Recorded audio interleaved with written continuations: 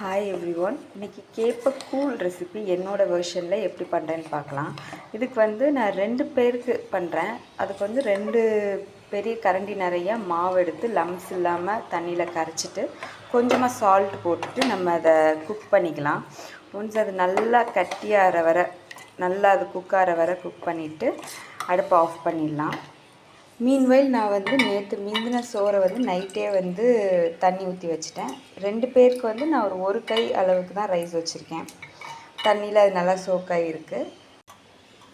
அதே மாதிரி தயிர் நைட்டே ஊற்றி வச்சாச்சு. 1 கப் அளவுக்கு ஃபுல்லாகவே தயிர் ஊற்றிக்கணும்.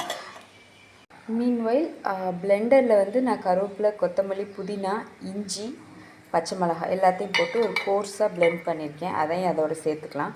இப்போ எல்லா மிக்சரையும் ஒன்றா போட்டு கலந்துட்டால் கூழ் ரெடி ஆயிடும்.